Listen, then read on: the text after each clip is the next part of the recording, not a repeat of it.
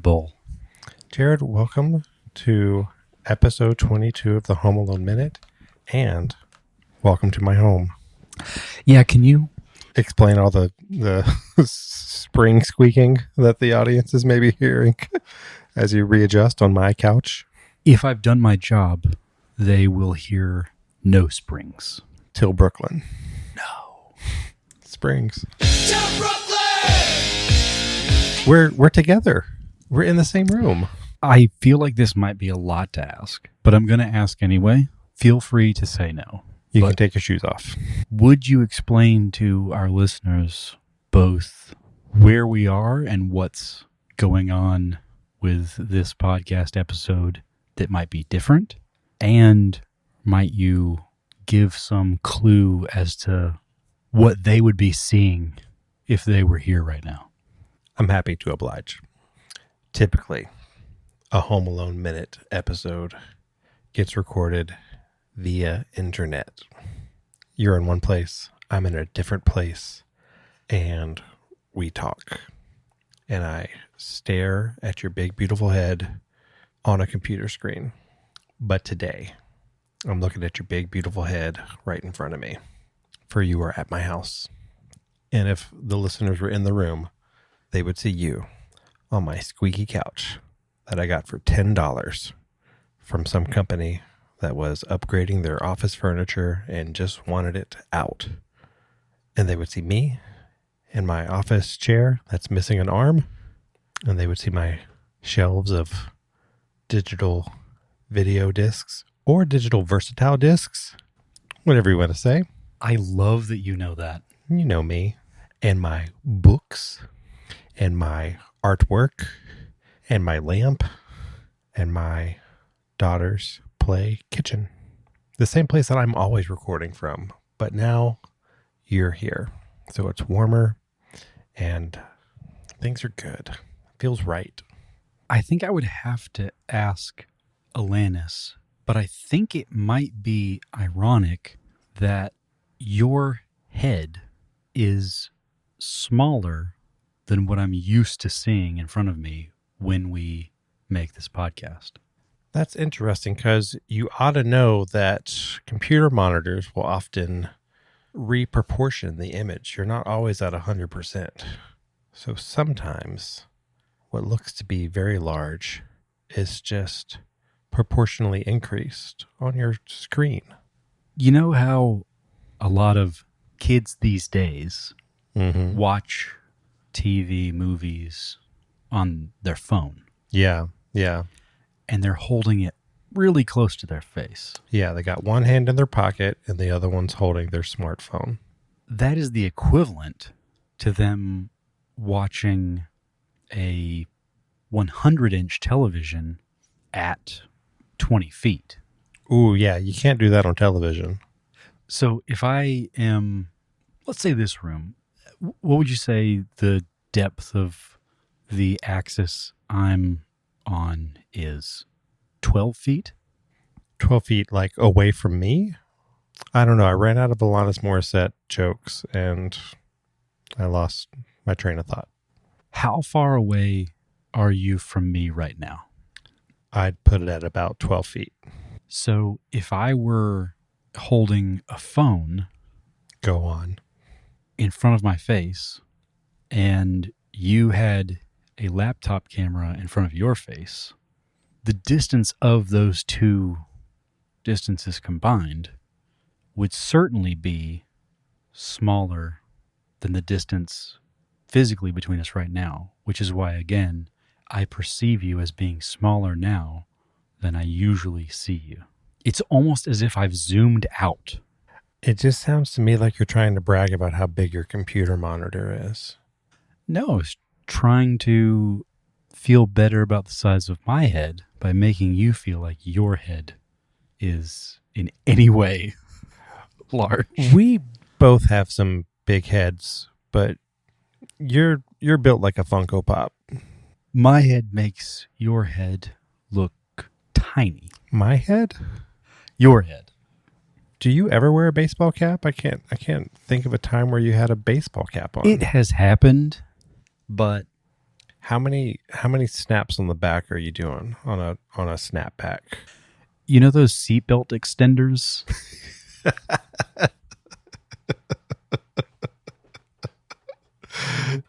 You're at a +3. I'm at 4 bonus snaps. You tie a little rubber band between them. Like when fat guys can't button their collar and they have like button extensions. Or I guess dudes who work out a lot as well, right? That have like thick necks. But it's like the same concept. Yeah. You're welcome to cut this if you want to, but I would love to share the story of being in a haunted house with you and being menaced by one of the actors. And as soon as this, what he was like a crazy like meat cleaver clown or something like that. Right. But as soon as he got a glimpse of you, he just yelled out, "Jimmy Neutron!" And it's not entirely inaccurate. No. It's slightly vicious. I didn't even take it that way though, because it's so accurate. When he yelled that out, did in your heart were you really like, yeah, he got me? I think I was more impressed by it. I'm almost outside of Yeah. myself. It was such a biting insight into your appearance that only a haunted house actor could make. I don't even feel like I was in that interaction. Like in that moment, I felt like I'm like now having an image of Anchorman where Brick, he somehow ends up on the other side with the group. Oh, yeah. Yeah. That's how I felt in that moment. I felt like I had somehow stepped back into the group and I was laughing at me. I was like, oh man, he got you good. Yeah. Yeah.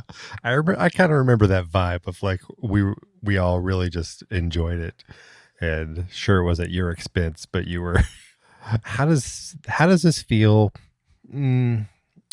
Remembering some mean things that people have said to you in your past, to just sit down and maybe recall maybe a slightly different version of some mean things that people said to you once. I think at least this is my perception, but I feel like I'm experiencing it in a very similar way, which is, man, that was fun. And man, he got me good. If you were 8 years old, would you process the emotions the same way? If you just had a moment to sit down at your kitchen and remember all the vicious things that people in your life have told you recently. No, that's bad. It'd go a little different, wouldn't it? Yeah. It might go a little something like minute 22 of Home Alone. Is that what we're talking about this week? That's exactly right. Yes. I don't think I would have guessed that. Yeah, because it was such a seamless segue. Well, I guess while we're here, what happens in minute 22? While you're sitting in my office on that squeaky sofa. Which I implore our listeners to tell us if they have heard any squeaks beyond my voice, of course. I think it's going to be hard to get rid of all those squeaks. Challenge accepted. Fair. Jerod, do you want to tell us what happens in minute 22? Sure. Go for it. I would say minute 22 is fairly self-contained, though we have interior and exterior shots. The progression of events is Kevin running outside, seeing that the cars are still in the garage, so they could not have left for the airport by his reasoning. And he comes back inside, and after a bit of contemplation, comes to the conclusion that he has made his family disappear. Great job. Nerve-wracking. Always a tense moment of the podcast. The summary. Could we write it down in advance? Of course. Do we? Where's the fun in that? I don't know. Because anyone can be good at distillation with time. Agreed. You'll probably butcher it less than I would What's the Mark Twain quote about the short letter? Sorry, Samuel Clemens. Oh, Langhorne? Samuel Langhorne Jackson. Yeah. What does he say? He didn't have time to write you a short letter, so he wrote you a long one. Something like that. I love that. It's good. Having received many an email, a pitch deck, any form of media where there are 32 bullets, give me 3. Please. Summaries are hard. And here we are, summarizing each minute of Home Alone and then droning on about it for a little while. Not for long. No. And I'll say we cut these down a good bit. We do. Because we record for, 7-8 hours. And by the time you hear this, and it's down 30 to minutes. 30, 40 minutes, yeah. Like, you're getting only the best. Yeah, I cut out all the meals. the shouting when we come to just spitting profanity at each other, usually taking those out. I don't think any of our translated reenactments have ever made the edit. Nor our song parodies. Now, this episode, I think, would be pretty special when it comes to songs, would you say? I would say so. The most famous line from Home Alone is not a line. Yeah, that's fair. But if you were to say what is the most famous line, this one might be a contender. I made my family disappear. We play a version of our song called I Made My Family Disappear at the beginning of every episode. That's what that theme is. If you didn't know, we've got a song called I Made My Family Disappear. And you, Jerod, boy genius that you are, a Jimmy Neutron-esque genius. There's a reason there's an Atom cartoon icon on my t-shirt. It's weird that it's animated, though. I don't even know how you did that. Like, it's spinning around on your t-shirt. Well, you wouldn't know how I did that. I don't. I'm too dumb. My head's far too small. But you arranged a sort of John Williams-esque version of our Home Alone song. And I'm really hoping that we can successfully monetize this podcast, because getting that symphony orchestra to perform it was incredibly expensive. Who charged the most? Flautists. Not the oboe? No. I thought that I'd say, oh no, to the oboe, but it was very affordable. You got a bro rate with the oboe player, right?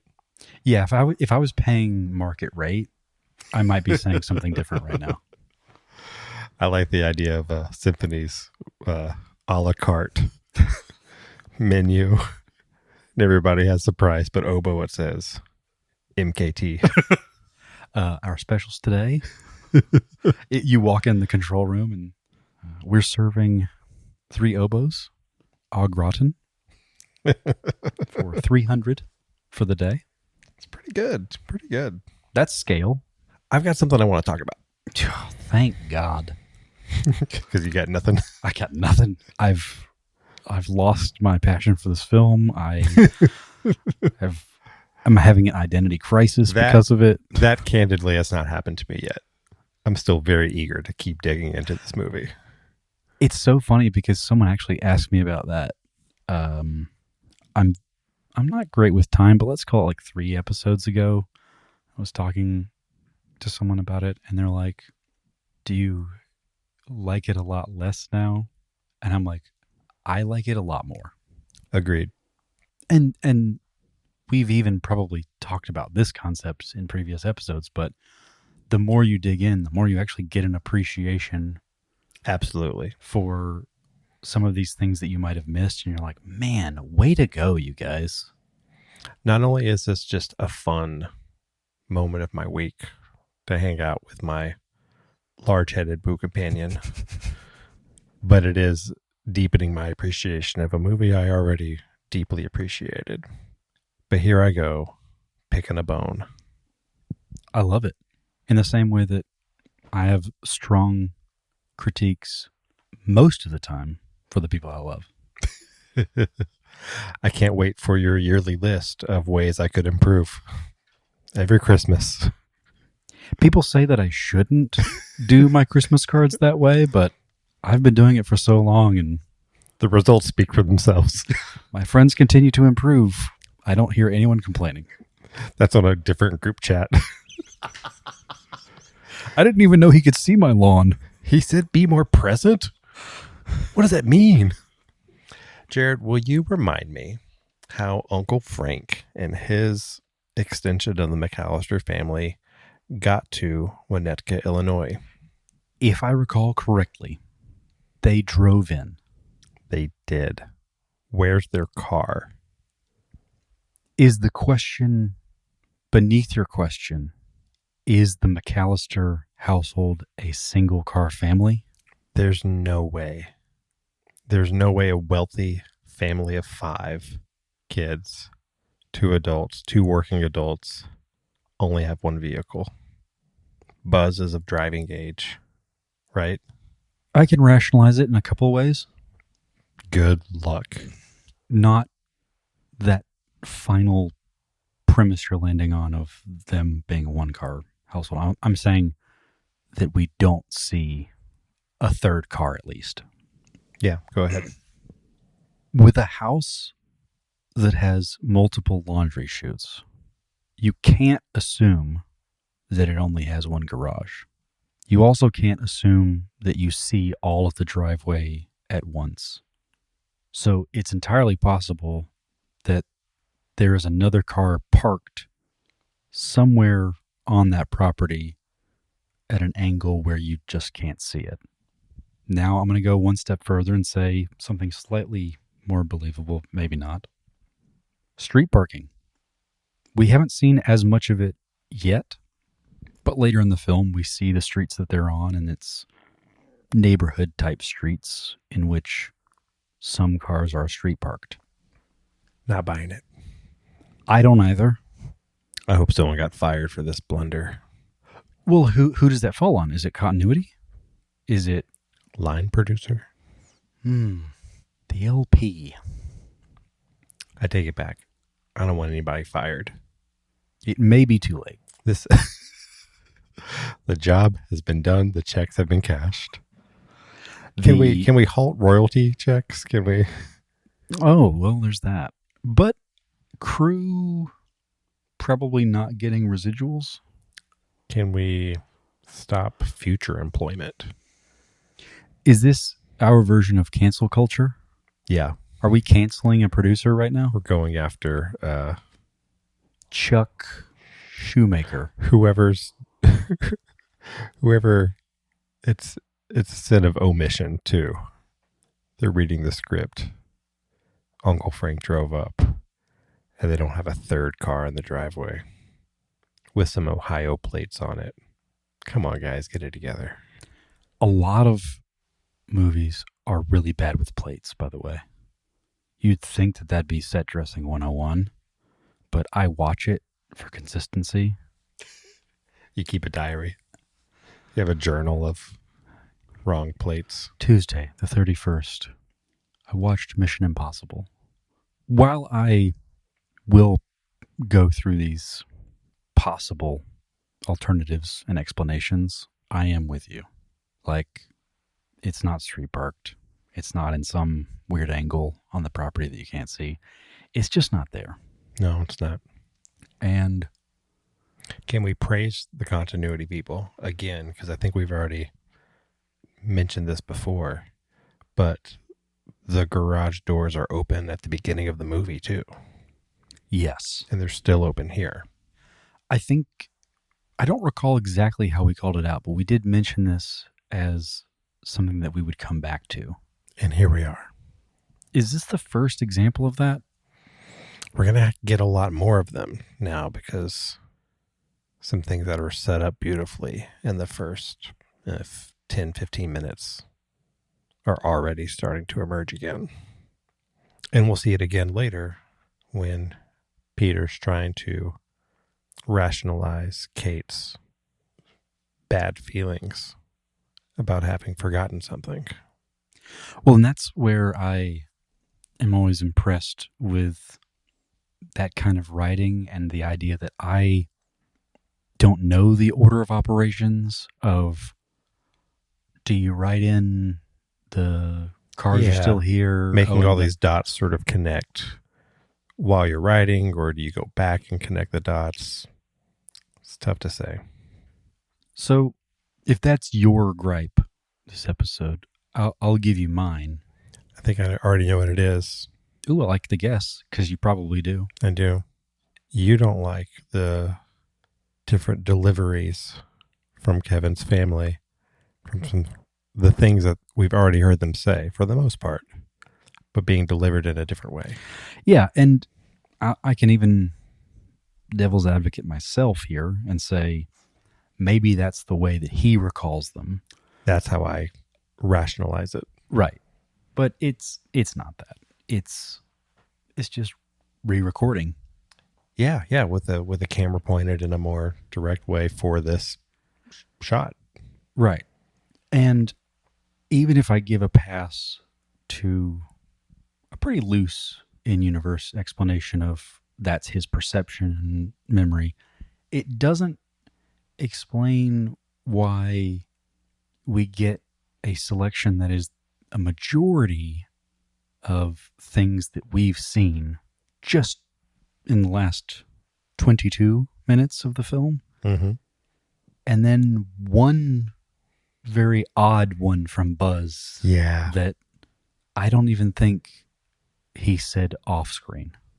We're talking about Buzz telling Kevin that he's going to feed Kevin to his tarantula, when we've heard all the other things that the family members say, but we haven't heard Buzz say that directly. Mm-hmm.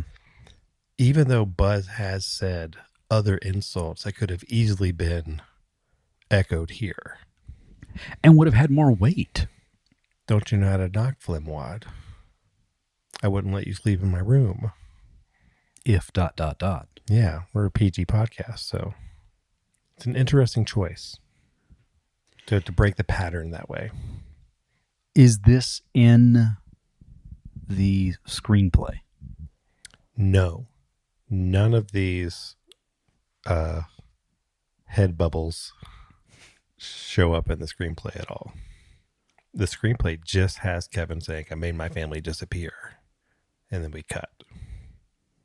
So this is a lot of directorial discretion, maybe? It was at least a decision made after the version of the screenplay that I have access to. That may also explain the hasty nature of the recording. The different deliveries and stuff. Yeah, maybe this was a complete reshoot done much later.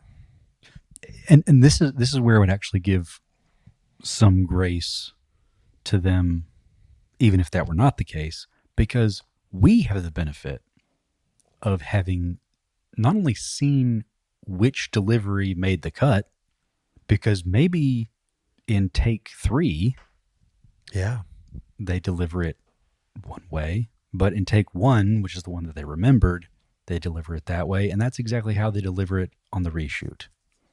Not only do we know what made the cut, because it's the only delivery we've seen, but we've seen it 100 times. Yeah. And know it well enough to go, okay, this is what this is. So they had no reference, and I'm sure their memory is very fuzzy. I would assume if you ask them to deliver a line again, it'll just come out a little bit different. Yeah. But you're right. We have the benefit of committing the cadence of the lines to memory. So when they sound just a little bit different, it's so noticeable.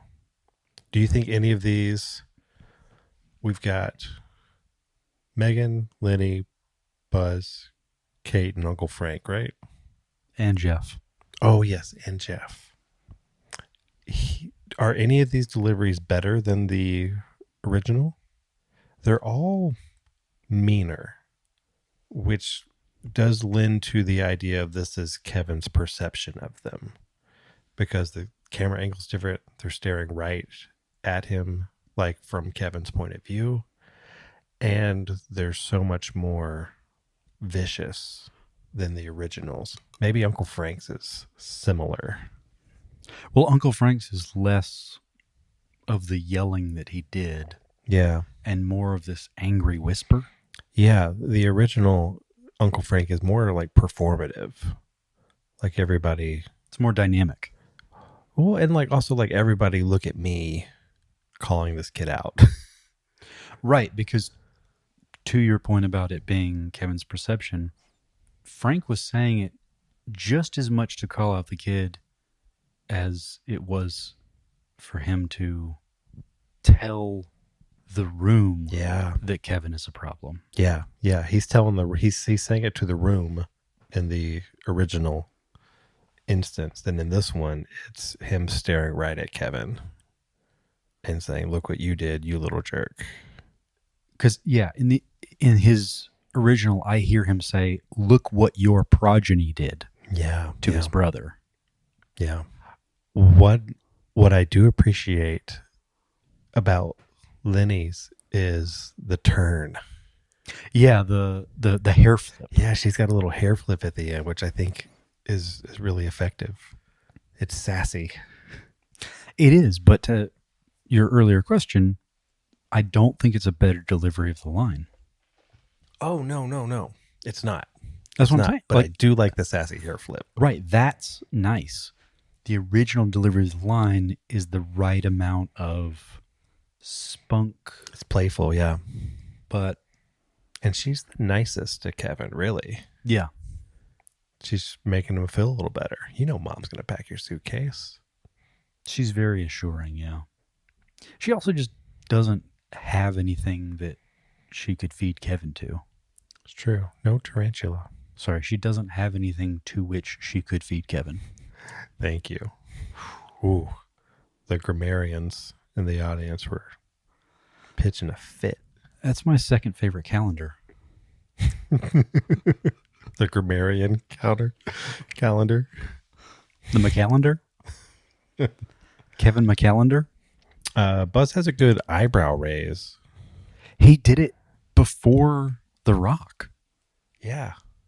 I wonder if Dwayne The Rock Johnson, you might know him as the professional wrestler, Dwayne The Rock Johnson. Oh, okay. Yeah. I wonder if he got his eyebrow raise from this film. Maybe he previously wrestled under the name the Tarantula. The Samoan Tarantula. Samoa Buzz. Samoa Buzz would be a good wrestler name. Yeah. What do you think about the work that Macaulay Culkin has to do while all these heads float into view around him? I think it's an impressive balance. It's tough, right? It seems like a tough acting choice to have to make. Because you have to be still. Mm-hmm. Because you can't be so animated that you're interfering with the head bubbles. Yeah, you can't compete with them.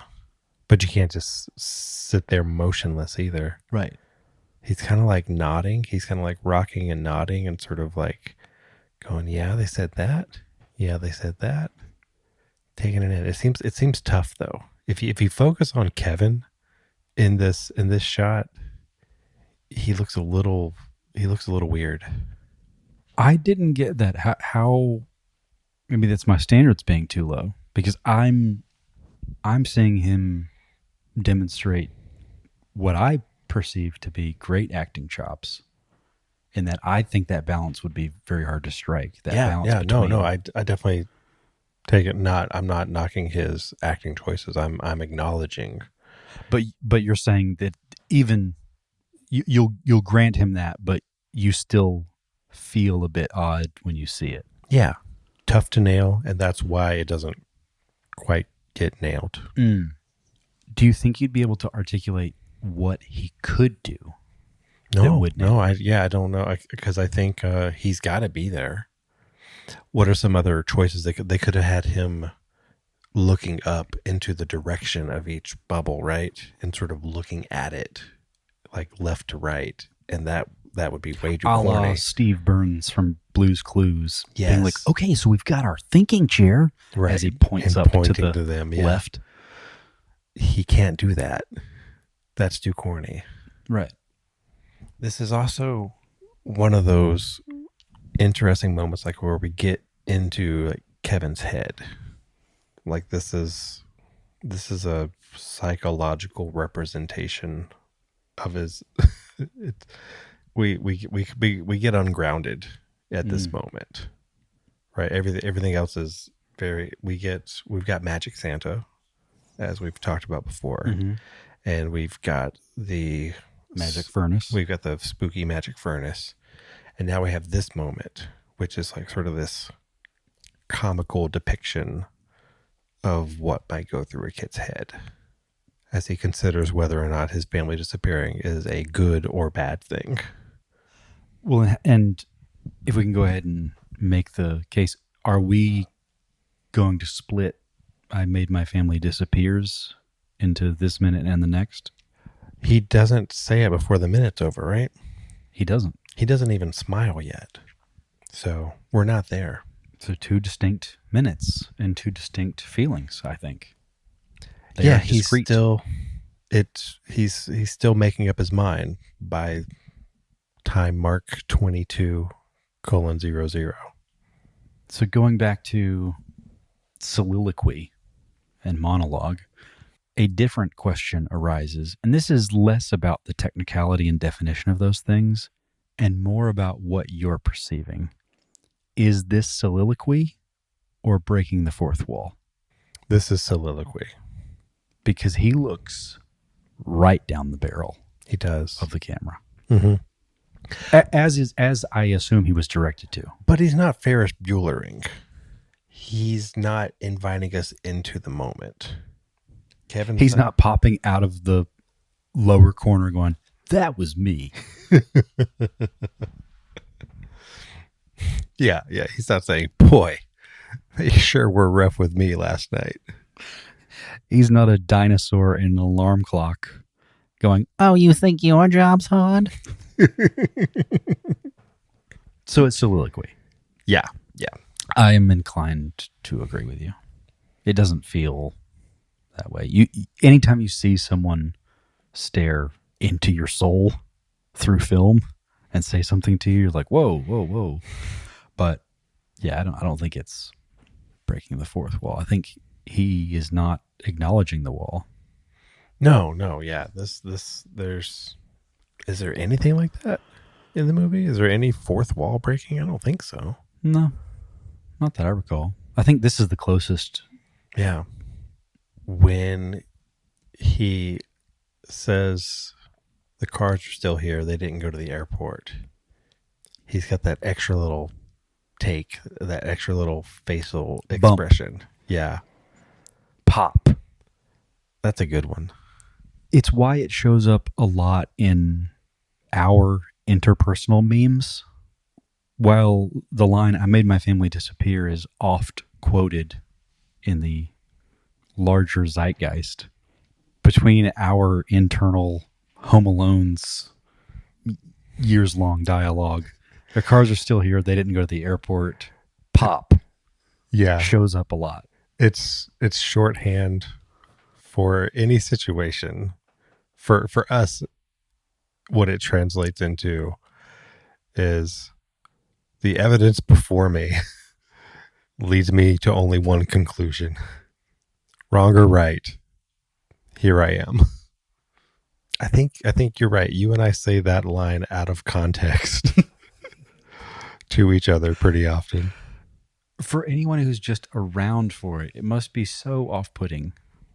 But the only people who are around us are our wives, and I think they understand our tomfoolery. Enough to say, can you please put that in another room in the form of a podcast? Yes. Which my wife, I think, now regrets. No regrets. Sorry, bro. I gotta go into this room, talk about Home Alone for an hour. You're 8 years old. You believe that you've just made your family disappear. We haven't discovered how Kevin feels about that yet, No. but how would you feel about it? Well, first I will say since this thought process of Kevin's has kind of come to its conclusion, which started about 2 or 3 episodes ago when he opens that door from the 3rd floor and finds that no one's around. I think it's paced beautifully in terms of about how long it would take an 8-year-old to reach that conclusion.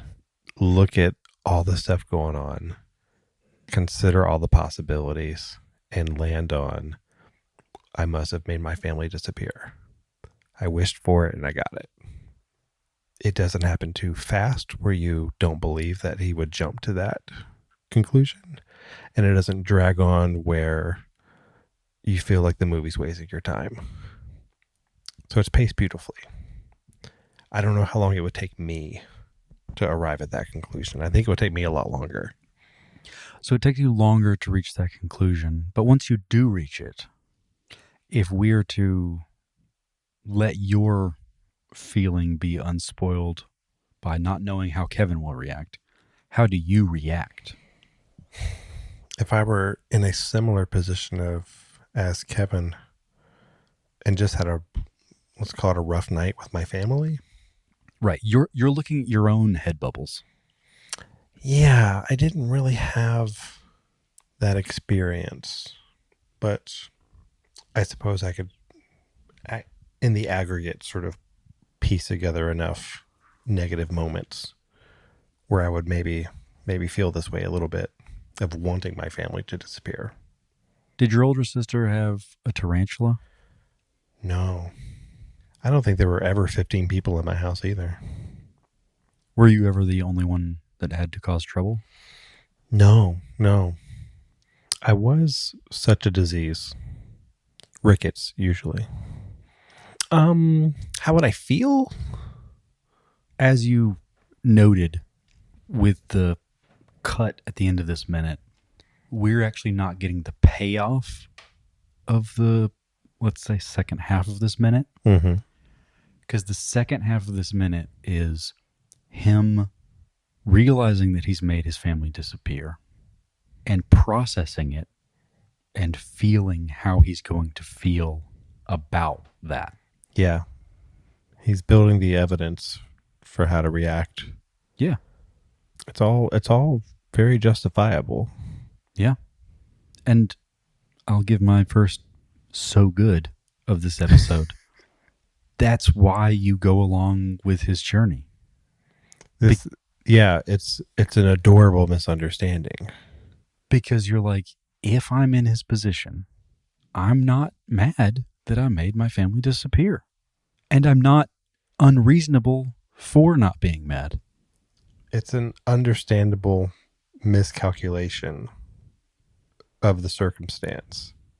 There's enough variables that sort of lined up, all believable in the movie, where a kid reaches that conclusion and you buy that he buys it. I don't like when you're asking me to say, like, how would I feel? There's never been that confluence of evidence that mounted up where that would even be a rational conclusion that I could land on. If I woke up and my parents were gone and my sister was gone, I would just assume that they went somewhere and would be back later. I suppose that's a poorly constructed hypothetical on my part, because the implication would be that enough things had occurred so that you believed your family to have disappeared. And then on that foundation, how do you feel? But again, flaky foundation on my part and lack of explicit hypothetical criteria. Jerod, allow me to apologize. Clearly, I was the one who missed the point of the question. I hope that one day we can move on stronger, having been through this. It'll probably be the next minute where we see how Kevin reacts. I wonder what he's going to say.